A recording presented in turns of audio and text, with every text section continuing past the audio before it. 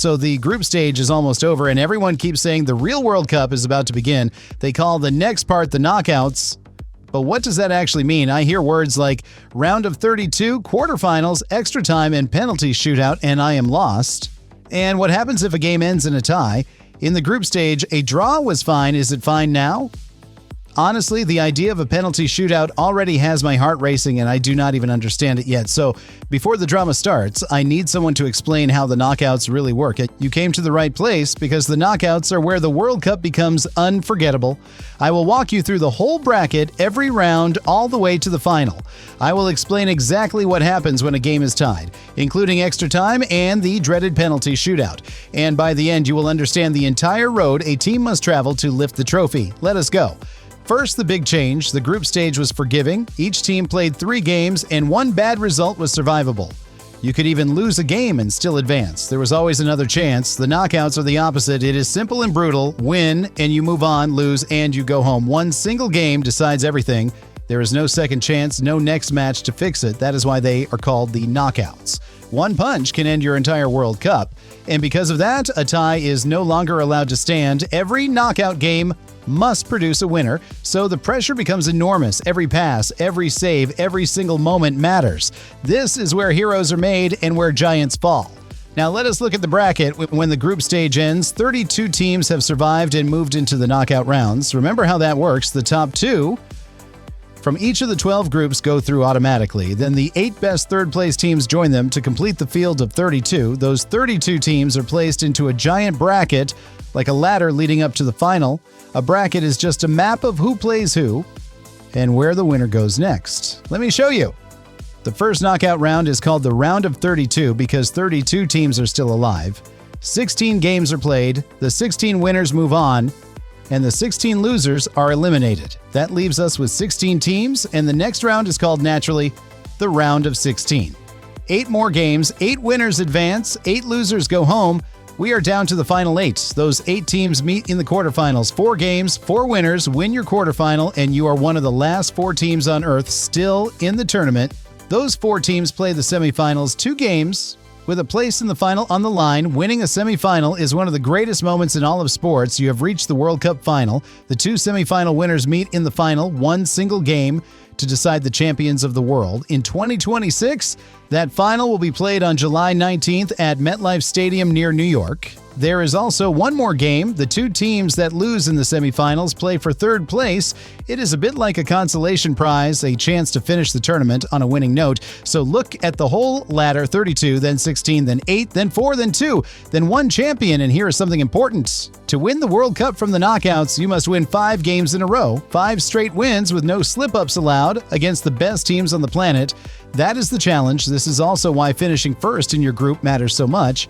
It can hand you an easier path through the bracket. A better group finish often means facing a weaker opponent first. Every advantage counts in a knockout.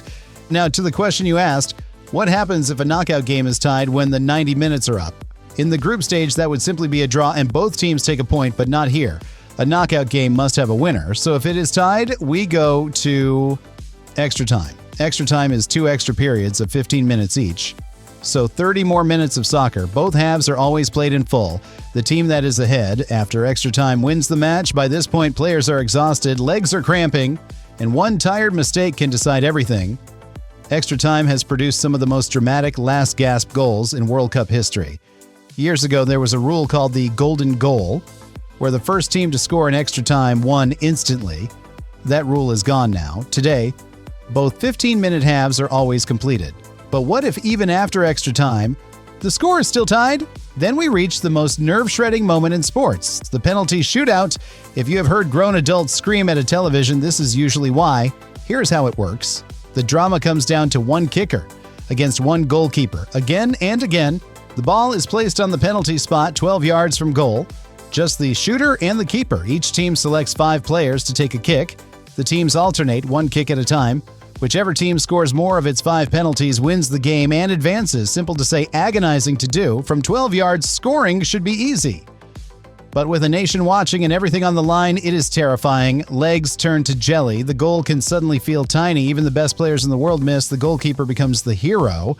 A single save can send an entire country into the next round. So after 5 kicks each, if one team is ahead, that team wins and the other is heartbroken. But what if the shootout is still tied after all 5 kicks? Then it becomes sudden death. In sudden death, each team takes 1 kick at a time. If one scores and the other misses, it is over. It can go on and on with more and more players forced to step up under unbearable pressure. A penalty shootout is frankly a little bit cruel. One miss and years of work can vanish in a second, but it is also pure, raw drama, and it produces moments fans remember for the rest of their lives. Some of the most famous heroes and heartbreaks in World Cup history were born at that penalty spot. So now, when a knockout game goes to penalties, you will know exactly what is happening and why it matters so much. Let us put the whole journey together so you can see the road to the trophy. First, a team must survive the group stage, finishing in the top 2, or as one of the best third-place teams. Then come the knockouts, win the round of 32, win the round of 16, win the quarterfinal, win the semifinal, and then win the final. Add it up, and a champion plays 3 group games and 5 knockout games on the way to glory. 8 games over about a month against the toughest opposition in the world with no easy nights. That is why winning the World Cup is considered the hardest team achievement in all of sports. Every champion you have ever heard of had to walk that exact same brutal path, and only one team out of 48 will reach the very end and lift the trophy. That is what makes the moment so special when it finally happens. So here is the bottom line. The group stage decides who is in. The knockouts decide who is great. You came in confused by brackets and penalties. Now you understand the whole road to the final, nil to hero. The knockout rounds begin in late June, and they run all the way to the final on July 19th. This is the stretch where every single game could be an instant classic.